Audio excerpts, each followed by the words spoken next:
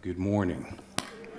I remember when I was a kid, growing up in Chicago, I was like one of the shortest kids in my class. At my Catholic grammar school, they'd have us line up by height, and I was the third in line, behind Tony and Michael. And of course, you'd have sporting activities where, of course, they would choose two kids, and those kids would choose all of the kids, to be on the team. And I was always the last one chosen. It was just one of those kinds of things. And over time, I developed a bit of an inferiority complex. And I understand that this is pretty endemic. I mean, a lot of people have had experiences in their life that makes them have that inferior sort of thing, So wanted to examine that a little bit today.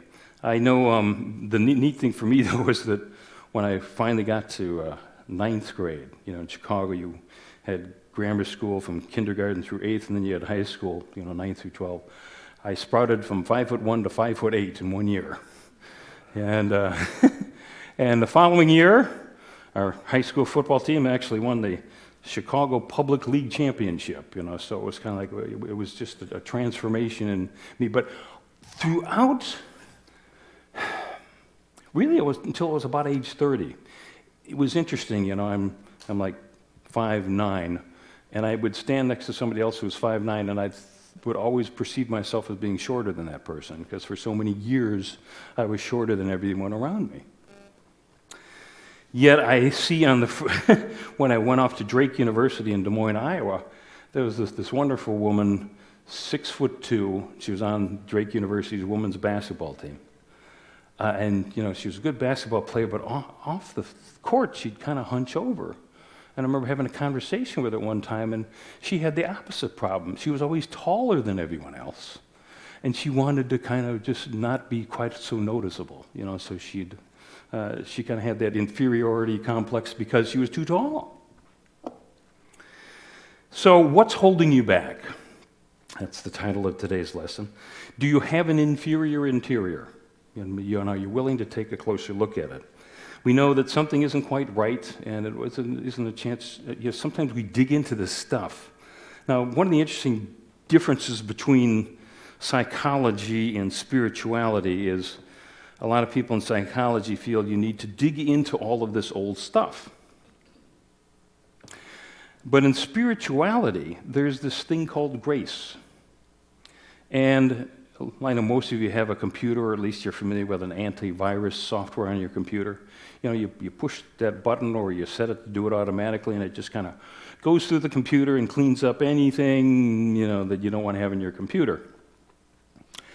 Grace can kind of be like that. If you in yourself say, okay, God, Spirit, help me out here. Set your own antivirus software. Set your own gatekeeper to just kind of go in and find the stuff and heal the stuff. It can happen. You don't have to pull up every single thing, every single mistake or every single inferior thought that you had. But you can have that redemption, of spirit. I'm reminded of a kid named Mike who was didn't go to my high school, went to another high school, but he was a sophomore, and he wanted to play on the varsity team. He felt he was good enough, so he auditioned, and the varsity coach said, no, sorry, you need to stay on the sophomore team this year. And he was devastated, but his father told him, well, just, continue to practice, play, become the best player on the sophomore team, which he did. And then he played in the high school and got several college offers to be a college, to have a full scholarship as a basketball player. He did that. He went and played at the University of North Carolina under Dean Smith. And after his junior year, he ended up going into the draft because he was so good. His name was Michael Jordan. And I know I've shared a couple of stories about Michael Jordan because, having been in Chicago for so many years, back in the late 80s, well, first of all, Michael Jordan entered the NBA in 1984, and they didn't win their first championship with the Bulls until 1991. the general manager there, they had to kind of gather the right people and the right coach for him. And Phil Jackson, had that Zen philosophy to basketball. But Michael, in this one nationally televised game, Michael fell on the floor, and they noticed that some shorts popped out from underneath his regular shorts, the Red Bull shorts. Michael he felt that he needed to wear his University of North Carolina basketball shorts underneath his Chicago Bulls shorts so that he'd be good enough to play. Michael Jordan. The NBA contacted the Bulls and said, look, we have uniform policies, and Michael's just going to have to take off those shorts underneath his shorts. And Michael said, and here he'd become one of the biggest stars in the NBA. So many of you remember how basketball shorts used to just come down here below the crotch, about a 2-inch inseam? Well, suddenly in 1990, the whole NBA was wearing shorts that came down to the knees. And that's what happened. And it's funny because it influenced fashion too, now men's shorts, it seems like it has to come down to the knees because everybody started noticing, Michael Jordan and all that in 1990, that all the basketball players had long shorts. Well, that's why. It was just to cover up the fact that Michael Jordan had to wear these shorts underneath his shorts. So, it's okay, to have those, negative thoughts, those inferior thoughts, but we just can't let them run our lives. When I first met Carla, I was a mess. I said I was an MA, a master of a-holery. And you know how women are, they want us to be better men. But early on in our relationship with Carla, I started, going to therapy and recognizing, my life was a mess. I'd just gone through a divorce, and so I wanted to do it better. And Carla helped me in this meditation where it was just like we're talking about, going down deep to figure out what's going on. And so I take this elevator in my meditation down and down and down. And the elevator opens, and I'm like in a cinder block sub-basement somewhere. And there's that, how when you just walk into a room and there's that energy of that someone has just been there and snuck out? So I'm looking around, and I see a door to a hallway, and I go into the hallway, and then I kind of hear something in a closet, and I open up the closet, and here's this little boy yelling, "Don't kill me, don't kill me." And I picked up the boy and held him. And as the meditation unfolded, what I realized is this was that inferiority complex little kid inside of me. And down in that sub-basement, there was kind of like this control room. And I realized, this is the kid that's been pushing all the buttons and pulling all the levers in my life. And I recognized that I just had to reparent myself. That inner child, now that we had a connection, a conscious communication with each other, that I could, just give that child the parent that, he didn't have back then, with all of the bullies and stuff picking on him, And I know this, I actually did a similar exercise later at a retreat, and the coach there said, okay, well, where did little Bobby like to play? And where I liked to play was in the forest preserves of Chicago. The city was interestingly planned in that next to most neighborhoods, they would have a forest preserve. And ours, it was because the Des Plaines River was going, north out of Chicago. In fact, I think it was the north branch of the Chicago River that hit the Des Plaines, but you don't need to do all of that. But yeah, so, we'd ride our bikes through there with my friends. So I kind of took my inner Bobby and told him, and had him go to the forest reserves. And eventually, another time when I was having some difficulty in my life, I went back to visit little Bobby, and he's kind of like, sometimes it's hard to get your attention. And I said, you're right. Here's a whistle. The next time you're feeling anxious or something, like, blow that whistle. So it was just kind of an evolving energy of like, I want to be more conscious of the things that made me do stupid things, in my young adult life. Some of you are familiar with Norman Vincent Peale. He was a Dutch Reformed minister, but became a motivational speaker after the release of his amazing book, The Power of Positive Thinking, in 1956. When Carl and I were traveling doing seminars in 1993, we had the opportunity to go hear Norman Vincent Peale speak. He was 95 years old, and he ended up passing away just a few months later. In his book, The Power of Positive Thinking, he shared the story of a pole vaulter. This kid was a good high school pole vaulter, but he had to audition to get a college scholarship. And he was just feeling panicked. You can imagine the nervousness of like, hey, my future is riding on this pole vault. And his coach said, okay, just take some nice deep breaths. Because now, close your eyes and start imagining. Because I want you to completely block out anything below the bar. Just picture everything above the bar.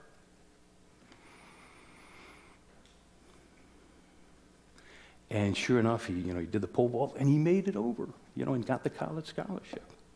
And I thought, wow, what a wonderful metaphor for life. How many times are we focused on what's going on below the bar? And yet we want to go over the bar. And whatever we focus on expands. So whatever I worry about, sure enough, it's like in the book of Job. Job's like, I'm afraid I'm going to get boils. Oh, I got boils. Yeah, that's the way it works. So, the amazing thing about focusing above the bar, and knowing that whatever we focus on expands, is that there's this God energy that helps lift us over the bar. And in the Bible, Colossians 3rd chapter, 2nd verse, it says, set your minds on what is above and not what is down on the earth. So recognizing when the negativity comes up. So you can set up an observer self. And I've had a fascinating exercise with that this year. And as I shared with you before, I'm a minister. I'm a spiritual being having a human experience. And sometimes that human experience can get pretty messy. And it's been an interesting exercise now, once again, revisiting that concept of having my observer self point out to me every time I'm having a negative thought or feeling come up. And this time I notice it seems to be more feelings than anything else. And changing it right away. It's like, no, wait a minute, I don't have to think or feel this way. I can change it.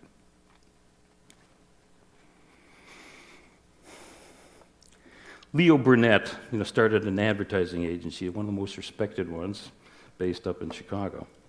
And he had a saying. He said, reach for the stars.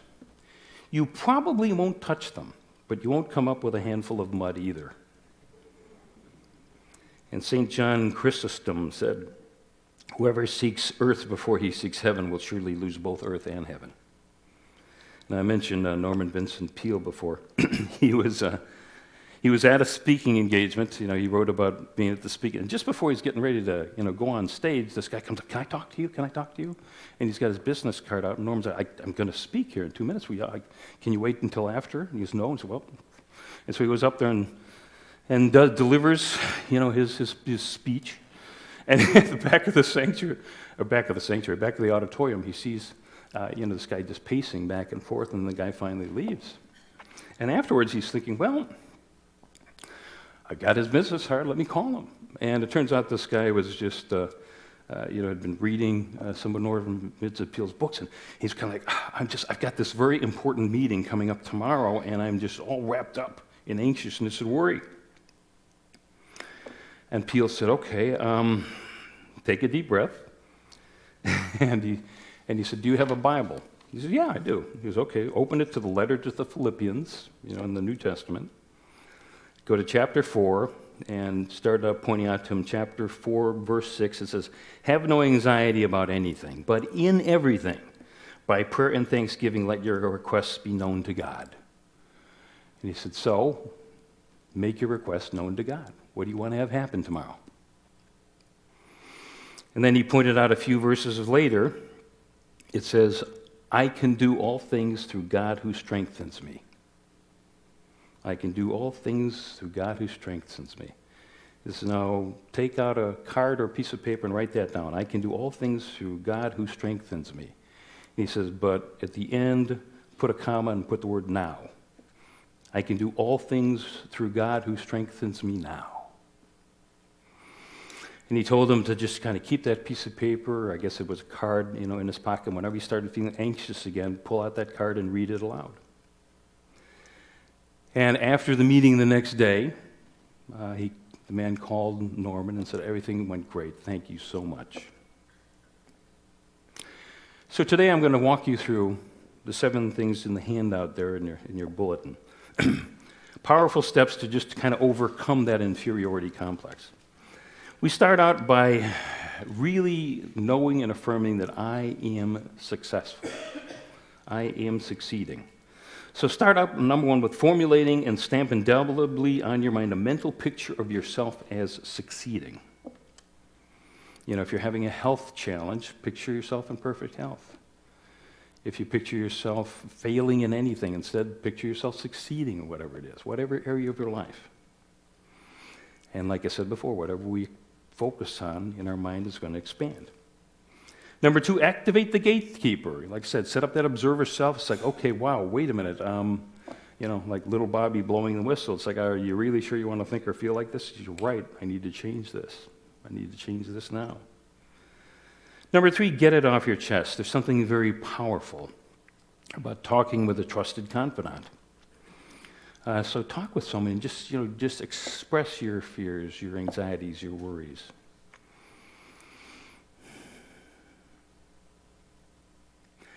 Number 4 is obliterate the obstacles.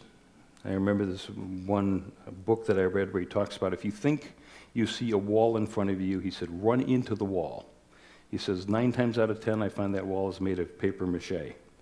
And I bust right through it. It's an illusion of an obstacle. He says, and on that 10% of the time where I hit a wall, I recognize, okay, that didn't work, I need to turn left. Number 2, release comparisons. Comparing yourself with these other. Like I said before, I'm 5'9", standing next to another guy who's 5'9", I see myself as shorter. I heard a wonderful story from up in Wisconsin. This boy had been told that on his birthday, on his father's birthday and his grandfather's birthday, they both walked across the lake to this bar and stuff and had a birthday drink once they became 18. So he became 18, and he's looking out across this lake. It's the middle of the summer, July, and he starts trying to walk on the water, and he keeps falling in, and he's just feeling frustrated. So, I don't understand how were Grandpa and Dad able to do this. He says, well, think about it. Your birthday's in July. Dad's birthday was in December. Grandpa's birthday was in January. Sometimes there are other extenuating circumstances. But, there's a reason that we all have different fingerprints. We all have special gifts, passions, or talents that we can express in the world. So embrace those and express them. And like I said, here again, release the comparisons. It's like, well, I wouldn't be a very good musician. Well, no, because God gave you different gifts and passions and talents. If you're great with numbers, maybe whatever it is, you figure out what your gifts, passions, and do that. Because whatever you love, and whatever job you choose, and I share this, often with, I was sharing it with my nephew who was having difficulty in college. He dropped out and was trying to figure out what to do next. It's like, what do you really love to do? What do you do best? Whatever job you choose, you're going to have to put up with a lot of BS. But if you love what you're doing, it doesn't matter. And I also love this definition of freedom I came across. True freedom is not the opportunity to do whatever we want. It's the opportunity to become who we must be. And number 6 is capacity plus. Okay, take a look at what you think your own capacity is, and then increase it by 25%. Just suddenly give yourself the room to be more. Remember that we're not doing it ourselves. We're spiritual beings having a human experience, and that spirit, that God lifts us over the bar. And then finally, number 7, working with the affirmation that I gave you just a few minutes ago from that Bible verse in Colossians. I can do all things through God who strengthens me. And then at the end of the statement, put in the word now. Back when Carla and I were in ministerial school, seminary there in Kansas City, Kansas City's pretty hilly. A lot of people don't realize it, but 2 rivers come together there, Missouri and the Kansas River. And I was just really feeling sorry for myself. And as you approach the apartment complex where Carla and I, you'd come over this hill, and I was just doing a pity party for myself. And as I came over the crest of this hill, suddenly the sun was out, and this was May, and all of a sudden these flowering trees, the light just hit these beautiful flowering trees, this bright pink and white, and it was just incredibly symbolic of like, hey, don't worry, be happy. Just relax, let go. I mean, what are why you're playing this whole interior thing, so yeah. So allow yourself, to see the beauty in life in any situation. So let's review. Number 1, visualize yourself as succeeding. Number 2, activate the gatekeeper.